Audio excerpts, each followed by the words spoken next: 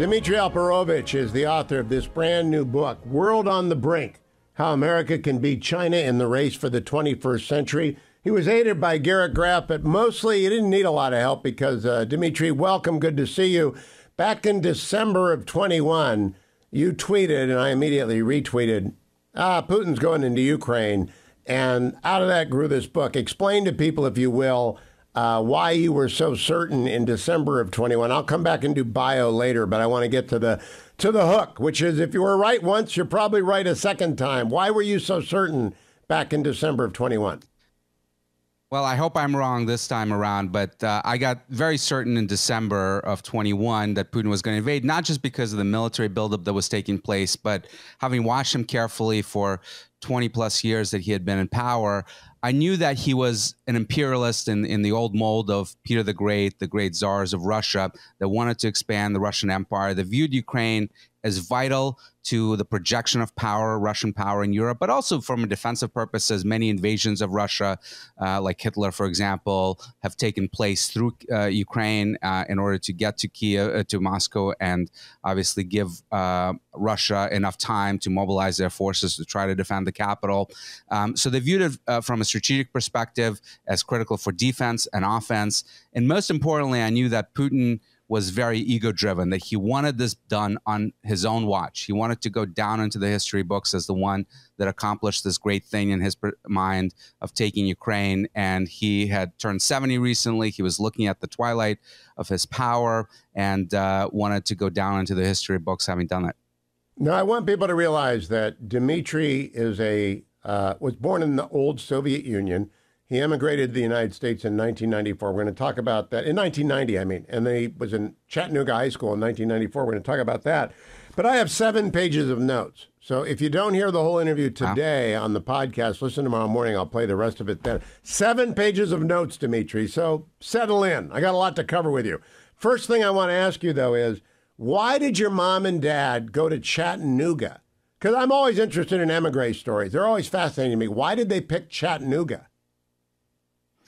So we didn't really pick it. My dad got a job at TVA, Tennessee Valley Authority. He had been a nuclear engineer in Russia and wanted to work in the energy sector. And that's how we ended up in Chattanooga. We knew nothing about Chattanooga before we came there.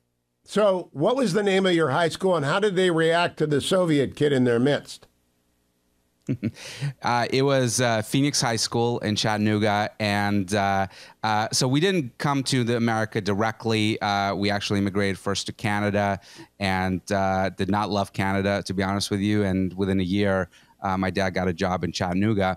And my first day in high school, this kid comes up to me and he says, "Where are you from?" This is kind of early 90s. And I'm a little bit hesitant to say Russia because, you know, this is Deep South.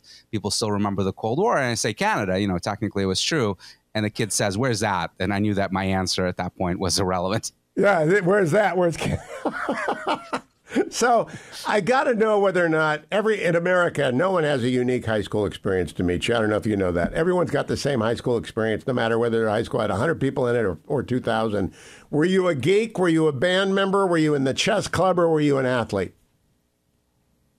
I was not an athlete, but I was a little bit of a geek. I started a TV station in high school and was in a bunch of clubs, but no, not. I tell my granddaughter, find a geek when you get to high school because they're the ones who are going to make a living. CrowdStrike is your breakthrough company. People know CrowdStrike. I know CrowdStrike. I didn't know you had worked at McAfee first. Would you tell people what McAfee did and how you came to realize that state actors had entered the stage of nefarious cyber tricks? Well, McAfee was one of the big cyber companies of the day. I was running all of the global investigations. And in 2010, I get a call from a company called Google that people have heard about. And they wanted to cooperate with us on an investigation into what ended up being the first time someone had exposed the Chinese hacking of private sector companies, not just Google, but dozens of other companies in the defense sector, in agriculture, manufacturing. And the Chinese were breaking into those companies, their intelligence services, and stealing our intellectual property. This was 2010. And this really led me to get the idea to find found CrowdStrike because I realized that this was happening everywhere, that our intellectual property was getting hacked by China. I called it the greatest transfer of wealth in history that was taking place, and there had to be a solution for it. There is a lot in World on the Brink, and you've got to say the title of the book 7 times, Dmitri. In any book interview, or people won't remember World on the Brink. That's the Luntz rule. So we'll say World on the Brink 7 times, a lot in the course of this. But there's a lot in here about Taiwan. There's some in here about Russia. There's a lot about our defense industry. But there's a lot about America, and I want to make sure this goes out. One of the things you praise is the level of social mobility here, which isn't complete. It's not perfect. But it's better than anywhere else in the world. And hearing an emigre talk about that is much more powerful than hearing an American born and raised. And I'm only 2 generations removed from Ireland, so I'm with you. But tell people what you mean by that, the level of social mobility.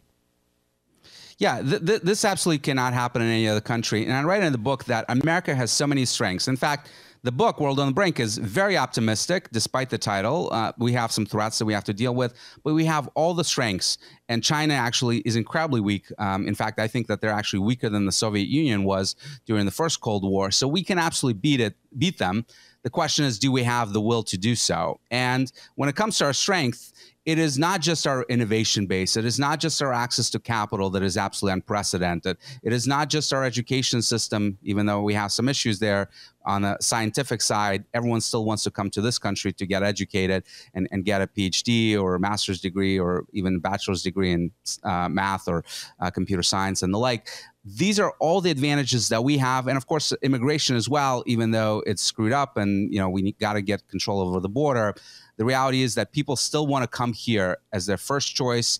And people, even though they're jumping over the fence, so we got to figure out who's coming in and make sure that they are actually not nefarious actors. No one is jumping over the fence to come to China, right? They have no attraction to the rest of the world like we do.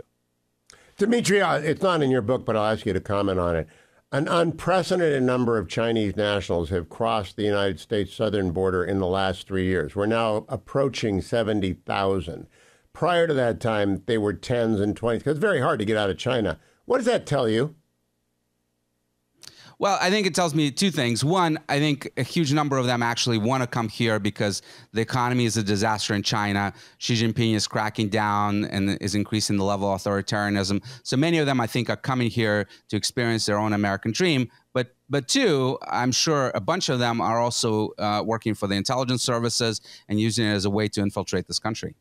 That's what I think. And President Trump told me on this show 2 weeks ago they're building an army within. I'm not sure it's an army, but it might be an army of influencers. Let's go now to the book, page 57. The U.S. ended the Clinton years by gifting China its most desired goal, membership in the World Trade Organization, a move that would turbocharge the already growing Western investment and heat the Chinese economy white hot. Why did we let them in, Dmitri, and why did it have that impact? Well, look, I argue that we had been in a Cold War with China for many decades. We just, until very recently, didn't really realize that.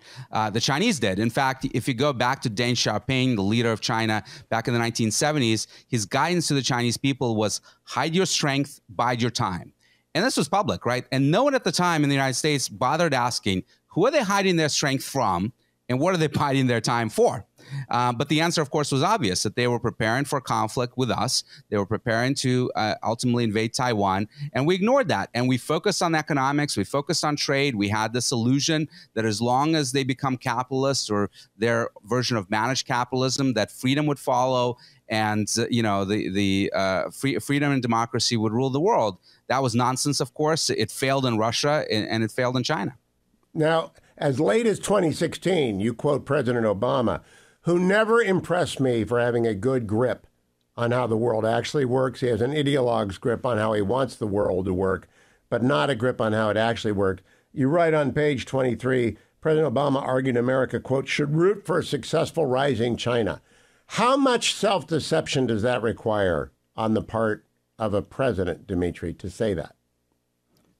Oh my God. It was so unbelievable to me at the time when most people by 2015, 2016 already realized that we're in this confrontation with China.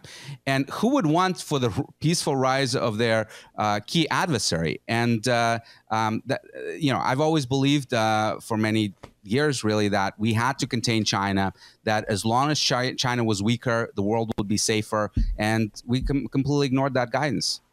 Now, Admiral Stavridis was my guest last hour. Yesterday on Tuesday's program. He has read your book. He knows you. He gave it the double thumbs up. A big endorsement from Admiral Stav goes a long way with me, but I've read the book too, and I give it a big endorsement. But I asked him about our strategic ambiguity, and he said, we got to dump that. I agree. We've got to make clear whether or not we're going to defend Taiwan. I believe you've come to the same conclusion because you're right. Russia's a hurricane. China is climate change, quoting Rob Joyce. Clearly, it's not going to deter them if we are ambiguous. Do you agree? Well, I have a little bit of a nuanced position here because I think that we are not as strong as we need to right now to actually deter this invasion. So the last thing that I'd want us to do is dump strategic ambiguity, talk strongly, and not being able to carry through and back that up with force, right? If we have the capability to actually deter that, to prevent China from even thinking about this, then yes, absolutely, you can dump strategic ambiguity. But I think right now it would be very, very dangerous. I'm a fan of Teddy Roosevelt, speak softly and carry a big stick. Doing the opposite, I think, is a huge mistake. Now, everyone I've talked to about defending Taiwan tells me the only way is if our Virginia-class attack submarines are engaged and they're sinking the Ro-Ros, the roll-on, roll-off, massive container ships that China has trained with for years now. Do you think we will, not whether or not we should announce it, but do you think we will do that if they launch an invasion? Boy, I think it's going to be a really tough call. Now, Biden now said on 4 occasions that he would send American troops to defend Taiwan. But when anyone looks at how this war would unfold and the potential for it to escalate to a nuclear conflict, right? This is really, really tough call for any president. The number of American casualties we would see, we hadn't seen really on a daily basis since World War II, maybe even World War I. This is very, very serious. And, here's the challenge that we would have and Taiwan would have.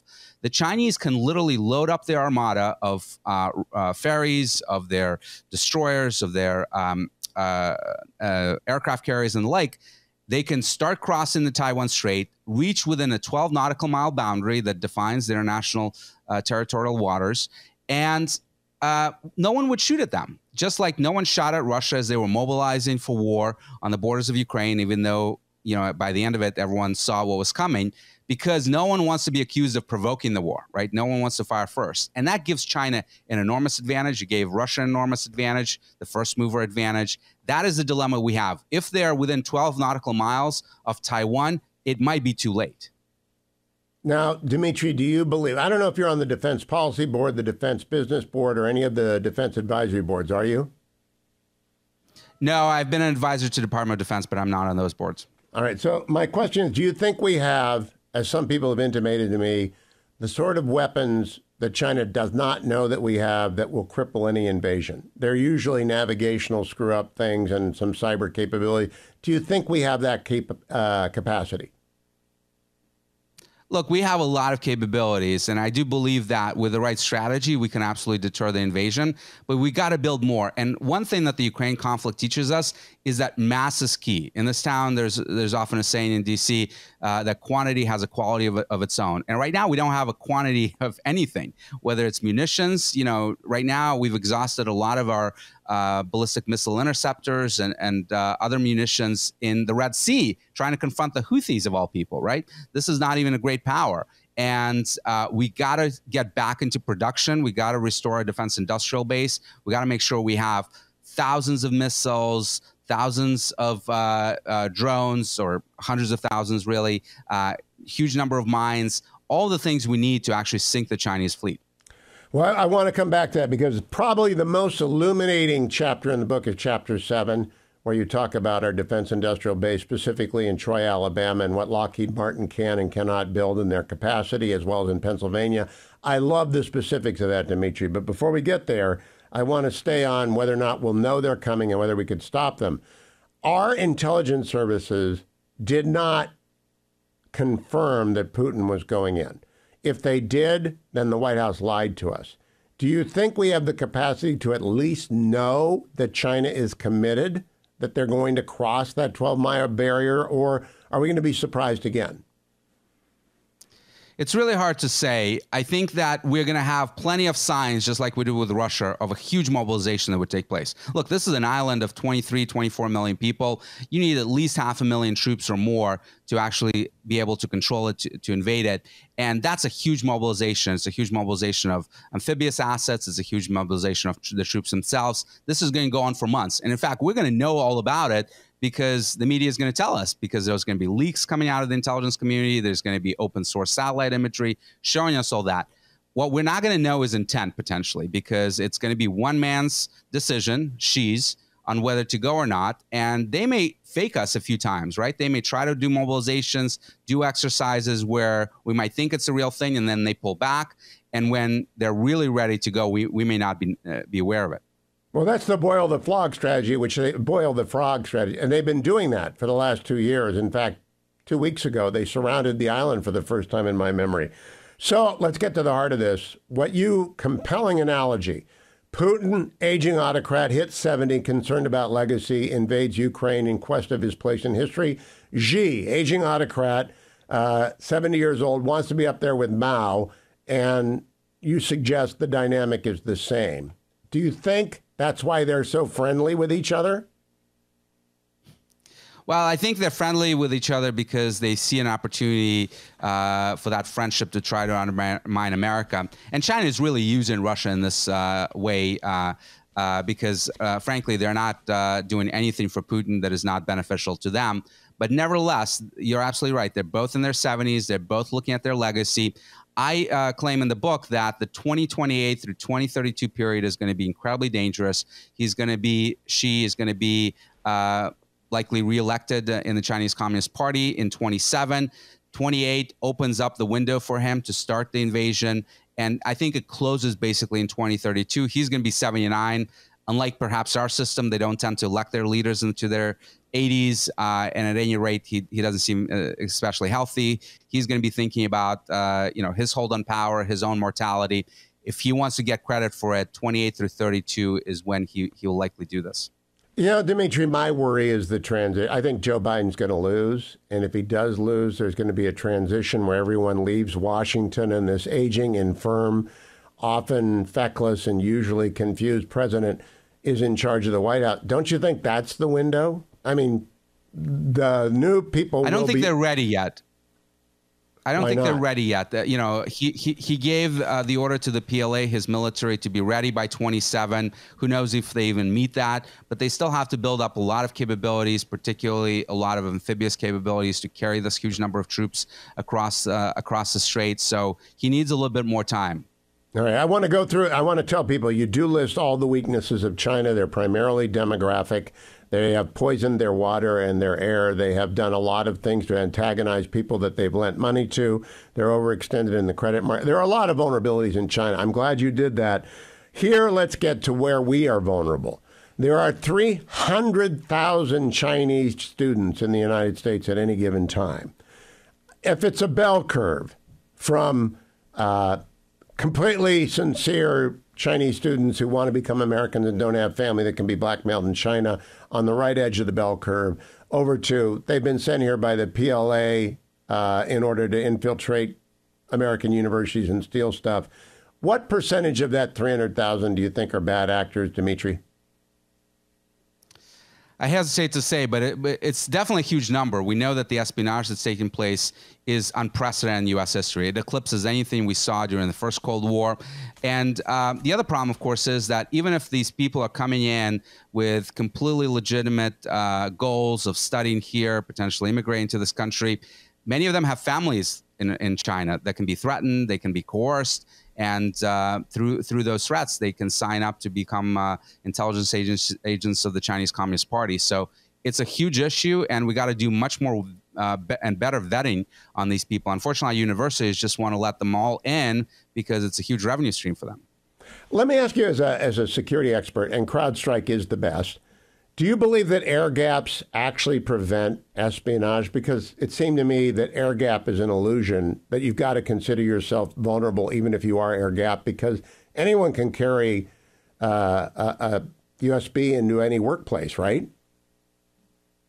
There's no such thing as air gaps anymore, true air gaps, because the reality is you need to move data across from the internet side to the so-called classified network side, and you will go through so-called gates where that data will get scanned as it goes up to what's known as the high side. But there are ways to get through that. They're very difficult, so they do offer some level of protection. But of course, you're not going to be protected on the classified network if you got a spy in your midst. Dmitri, I've got this iPhone here. It's been to Hong Kong. It's been all over the world with me because I'm cheap and I don't replace it. And therefore, when my friends with clearances come over to the house when I'm in the Beltway, they make me put it away and they put their own phones in their car and they don't, because they say I've been hacked. Is that true? You think I've been hacked? It's quite possible. Now, it's hard to hack these phones. It's much harder than most people think. It's much easier to hack laptops, servers, and the like. The phones have a much greater level of security than most of your other devices, but it's still possible. And certainly for nation states, it's very doable. And if you travel somewhere where the nation state controls the telco networks, as they do in Hong Kong, as they certainly do in the mainland China, it becomes much easier.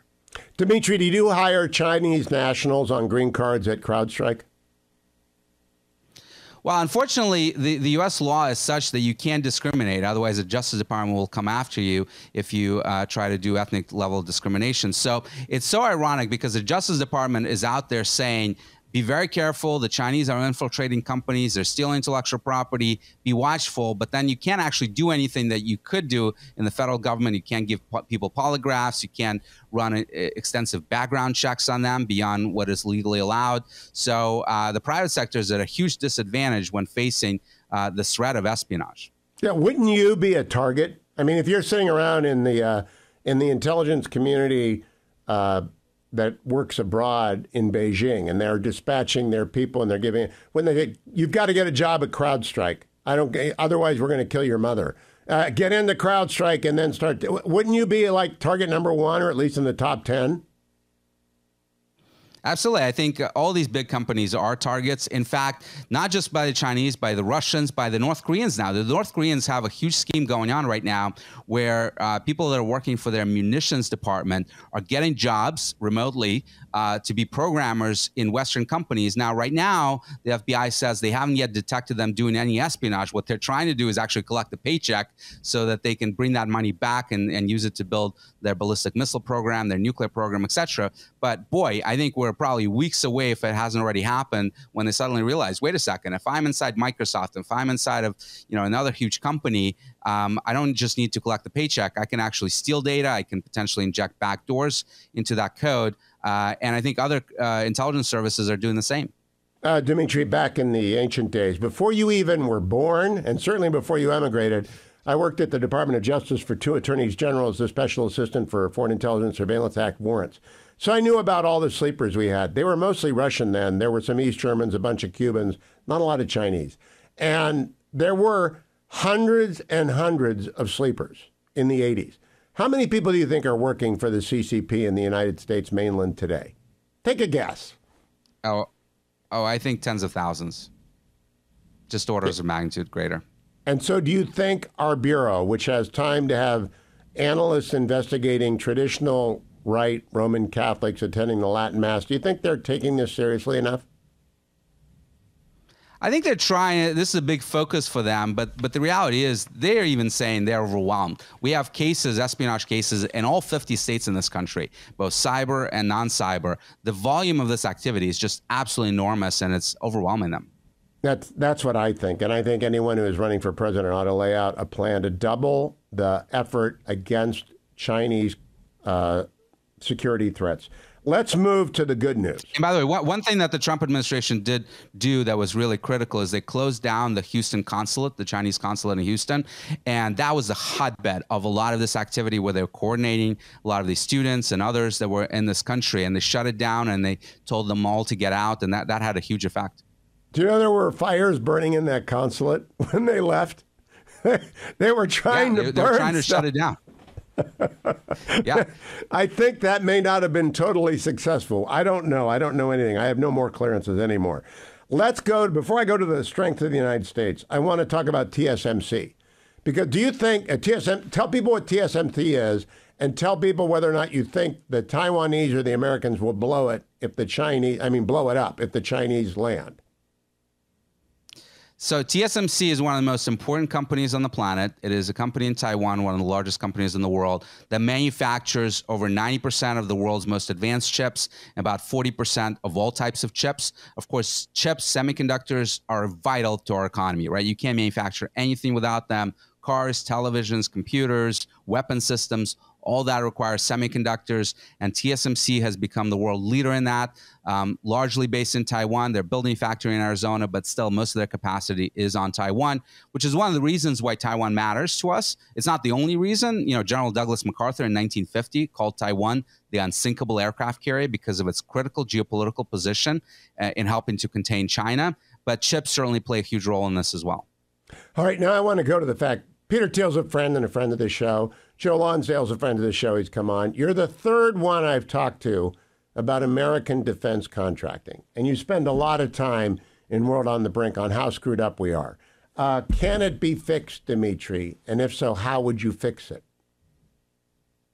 It absolutely can be fixed. And by the way, I'm not arguing for an increased defense budget. I know in this time of $35 trillion debt, that's really hard to do. And frankly, when you're spending almost $900 billion, it's hard to go to the American public and say, we need to spend more, right? That is much more than China is spending, much more than Russia is spending, much more than much of the world is spending combined. So what we need to do is actually spend it smarter. And I argue that we've become completely enamored over the last 30, 40 years with buying highly capable and exquisite, but incredibly expensive systems that we can no longer afford. And the poster child for this are the aircraft carriers. So I still believe that aircraft carriers are important for power projection. There is nothing like having an aircraft carrier show up on your shore with the air wing component, being able to dominate the air force of any country. Really, really important. But we were building them at a cost of about $4 billion. That was the Nimitz-class aircraft carriers throughout the 70s and 80s. And then we decided to go to the next generation, the Ford class, which cost $14 billion. Now, we did not get 3.5 times the value for that $14 billion. The Nimitz would have been just fine, right?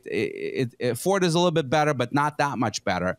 And on every defense procurement program, we tend to go for how can we make it much more expensive than it is, provide maybe a little bit more capability, but then we can't actually afford to buy them in any significant quantities when the debt is so high. So we got to get back to the basics. We got to manufacture things at huge quantities, ballistic missiles, anti-ship missiles, mines, drones, things that are not so crazy expensive where we're just not going to have enough of it. Now, Dmitri, I got a full disclosure. I've got a son, a son-in-law, and a nephew on active duty in the Navy. The son-in-law flew F-18s, and now he's on carriers in a different capacity, as happens in that business. When you age out of flying, you learn how to drive a carrier. And we've had this argument, not an argument, discussion. I don't know anything. What am I going to argue? I'm just a talk show host. But he tells me we absolutely can defend the carriers against anything that is out there right now. Do you believe him? I don't. I do. Look, carriers have a lot of defenses around them. They're not invulnerable, but they've always been vulnerable. And even though the Chinese have these missiles, the so-called carriers, killer missiles, you still have to find a carrier first and foremost. The Pacific is a very big place, and of course it's moving. So even if you see it with a satellite, there's going to be delaying factors. So it will be gone from the location almost certainly by the time you process that intelligence and decide to strike it. So there are a lot of capabilities that the carriers have to defend themselves. They're not obsolete, but they're vulnerable. All right, let's wrap up here. I'm not going to get through my 8 pages because I'm going to otherwise abuse your time. I want to talk about the Last Supper and then talk about what that meant today. Bill Clinton not only let China into the WTO, Les Aspin is Secretary of Defense, and Bill Perry is SecDef deputy, who then became Secretary of Defense after Aspin left, held the Last Supper. Would you tell people what happened? I happen to have had lunch with Norm Augustine just like 3 weeks ago. I hadn't read your book at that point. I would have asked him about this. Tell people about that episode. Well, this happened in the early 90s when Bill Clinton just got into power. And of course, people were heralding the end of history, that we won the Cold War. Now there's going to be peace for all time. And we don't need a defense industrial base. We don't need a huge military. Let's take that money and dump it into domestic programs. And that was the direction from the White House to the Secretary of Defense.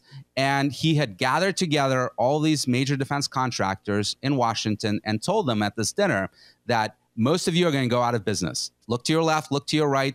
One of you is not going to be around in a few years. And you all need to merge together in order to consolidate and make sure that we still have certain capabilities left for the Department of Defense, but we can't have so many contractors and feed all of you. And of course, that was a huge mistake because it ended up giving us a monoculture where we have one company that's building ships. We have one company that's building, anti-tank missiles. There's no diversity. There's no competition, right? In capitalism, you need competition to drive down costs, to drive innovation. None of that is now happening because we have so few contractors that are actually doing this stuff. So the answer to this is not what we've got. When you talk about Lockheed Martin's Troy, Alabama plant, I really was taken aback. Now, I didn't know that we produced Javelins, Thads, and the two JASSMs and JAGMs at the same plant. I can't believe that we do that. That means it's one target to penetrate for the bad guys, not four targets, one target. Why in the world do we do that, Dmitri? Consolidate in the name of cost. By the way, it's so much worse. There was one plant in Louisiana that was building black powder in this whole country. Black powder that you need for every type of munition, whether it's the cruise missiles, whether it's artillery shells. And it went up in smoke because of a fire a couple of years ago. Now they've rebuilt it, they've reopened it, but still, like, we can't have those types of vulnerabilities where one accident shuts down all of our black powder production. Or one accident in Troy, Alabama shuts down our Javelin production, our Stinger production, right? Those are things that we just would be unconscionable during a real Cold War, the first Cold War. I argue in the book that we're in the second Cold War, and yet we're not acting like we are.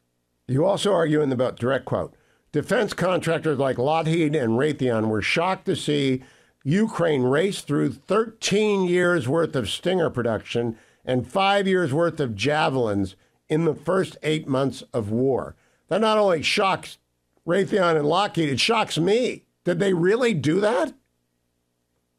They did, because in great power war, you expend munitions at a huge rate, right? I mean, they're going through millions of artillery shells, virtually the entire production capacity of the West. And they're doing that in a very short period of time. So, and we're not even involved in that conflict, right? So the challenge is, in terms of our troops, so the challenge is, how do you confront China that has a huge manufacturing base, both defense industrial manufacturing base and civilian, and we are not ready to keep up? Because God forbid we're in this conflict and it goes on for a while, well, we're going to run out of everything, and we don't have the defense industrial base to keep up with our needs.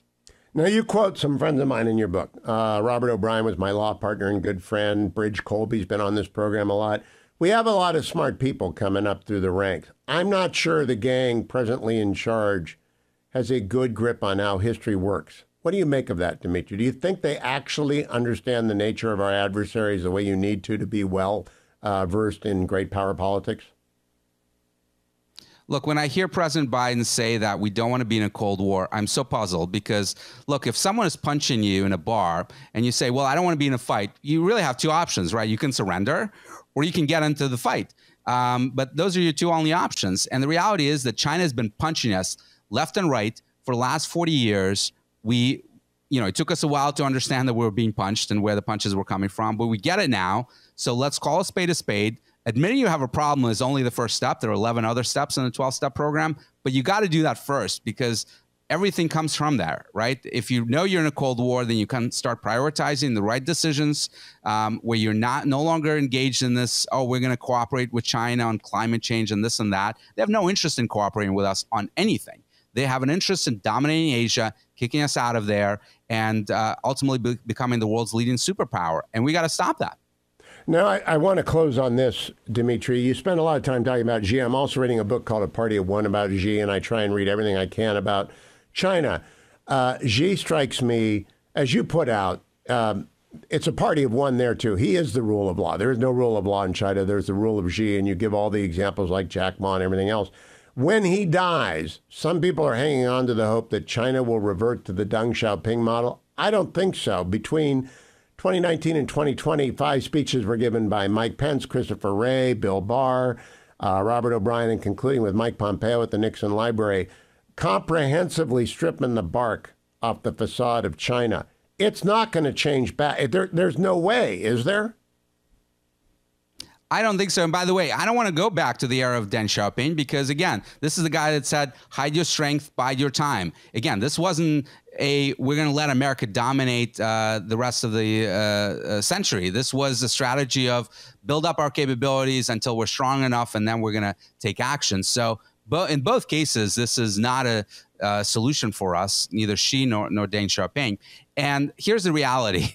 Oftentimes when a brutal dictator dies, whoever comes next is likely going to be worse, right? And, I remember in the 90s, everyone's saying, oh, my God, Yeltsin is so terrible. He's so corrupt. Just wait for the next guy that's going to bring law and order to Russia. Well, we got one, and we don't like the one we got.